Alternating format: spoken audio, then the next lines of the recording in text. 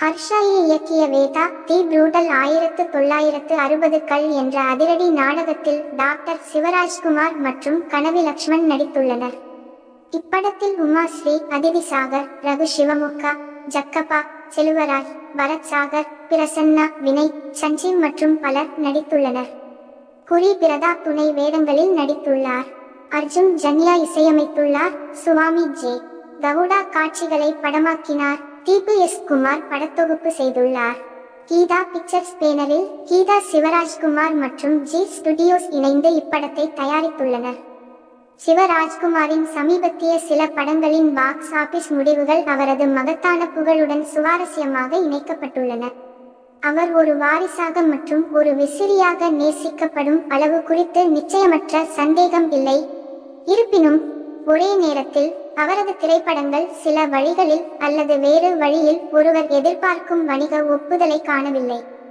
ஆனால் அது 60 வயதான நடிகரை கவனத்தை ஈர்ப்பதில் இருந்து தனது நேரத்தை அனுபவிப்பதை தடுக்கவில்லை.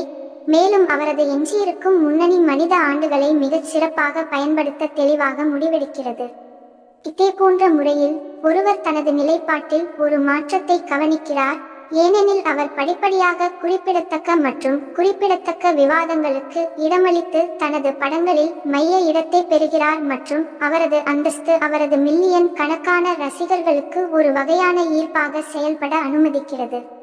சிவராஜ்குமார் தனது கடைசி சில படங்களில் தனது நட்சத்திர அந்தஸ்தை விட தன்னை சுற்றியுள்ள உலகத்தின் மீது அதிக அக்கறை காட்டுகிறார்.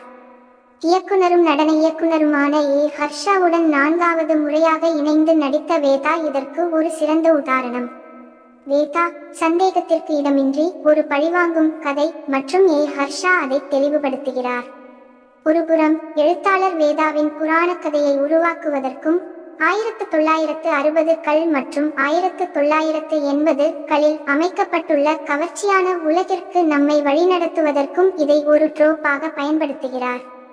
மறுபுறம் ஒரு வயதான பெண் தனது இளம் பேத்தியிடம் கதையை விவரிக்கும்போது நாம் காலப்போக்கில் அழைத்து செல்லப்படுகிறோம் என்பதை படத்தின் தொடக்க காட்சி வெளிப்படுத்துகிறது.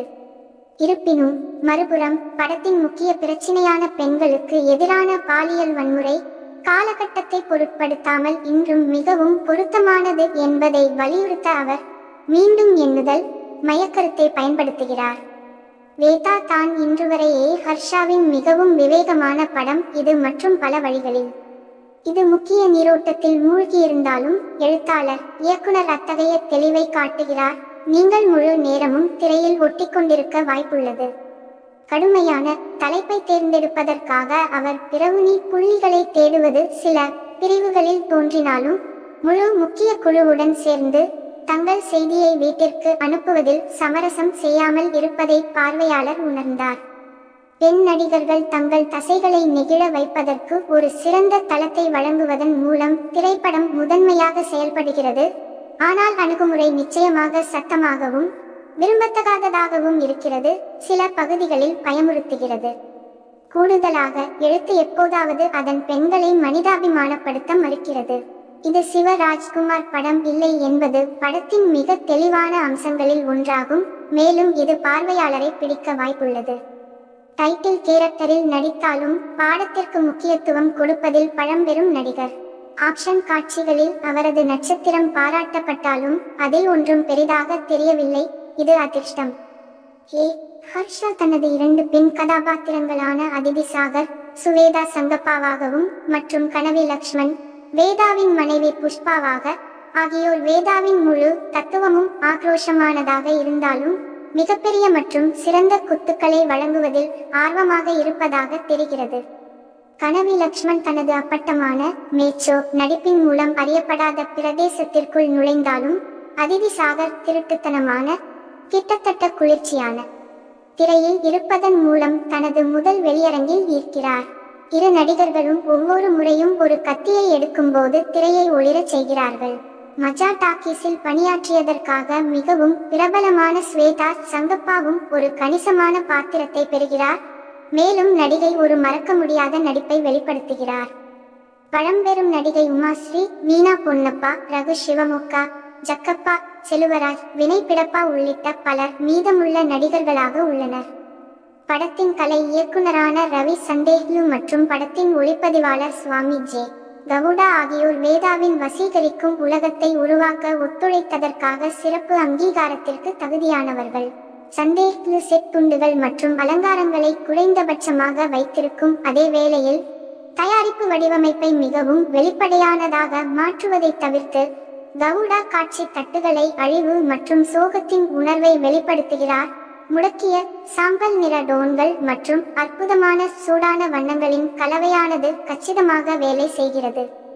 அர்ஜுன் ஜன்யாவின் பின்னணி இசை மற்றும் பாடல் எண்கள் கூச்சமில்லாமல் சத்தமாகவும் துடிக்க துடிக்கின்றன, ஆனால் ஒளிப்பதிவு தியேட்டரின் சூழலை மாற்றும் அளவுக்கு செழுமையாக உள்ளது. ஒரு பெரிய சூப்பர் ஸ்டாரை நாயகனாக கொண்ட கன்னட திரைப்படத்தின் பெண் நடிகர்களை பற்றி ஆண்கள் குழு ஒன்று குமுறி கொண்டிருப்பதை நீங்கள் எப்பொழுது கேட்டீர்கள்? பெங்களூருவில் காலை 5 மணிக்கு ஷிவண்ணா நிகழ்ச்சிக்கு சென்றிருந்தேன். அந்த ரசிகரை மிக கச்சிதமாக பார்க்கும் முயற்சியில் அதன் முடிவு எனக்கு இன்ப அதிர்ச்சி அளித்தது. பெண் நடிகர்கள் மிகவும் பிரகாசமாக பிரகாசித்தார்கள். ஒவ்வொரு முறையும் அவர்களில் ஒருவர் ஒரு குத்து அல்லது ஜூசி பஞ்ச்லைனை வழங்கும்போது மண்டபம் பெருமை மற்றும் மகிழ்ச்சியுடன் வெடித்தது. மூத்த நடிகரும் கூச்சல்கள் மற்றும் விசில்களில் நியாயமான பங்கை கொண்டிருந்தார். அப்படி சொன்னால் வேதாவின் கவலைகள் இல்லாமல் இல்லை. மேலும் சென்சிட்டிவான விஷயத்தை கொடுத்தால் படத்தின் மீறல் சற்று ஆபத்தானதாகவும் நம்ப முடியாததாகவும் இருக்கலாம். இருந்தபோதிலும் திரைப்படம் அதன் அனைத்து உள்நோக்கங்களையும் மீறி பார்க்க சுவாரஸ்யமாக உள்ளது மற்றும் சரியான இதயத்துடன் உள்ளது.